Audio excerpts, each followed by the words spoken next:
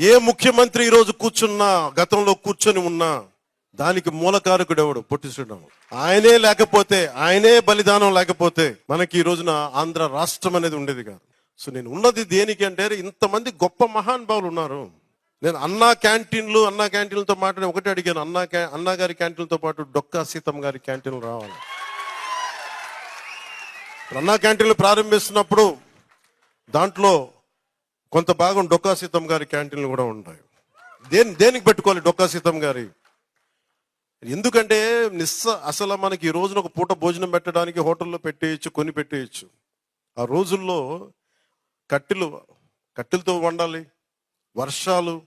అలాంటి సమయంలో ఆవిడ కూర్చొని అమ్మ సీతమ్మ ఆకలి అంటే కూర్చోబెట్టి అన్నం వండి పంపించే, లంకల దగ్గరికి వెళ్ళి కూడా ఆవిడ చేసేదంటే, అలాంటి విలువలున్న మనుషులు మనం గుర్తు తెచ్చుకోకపోతే సమాజం విచ్ఛిన్నమైపోతుంది.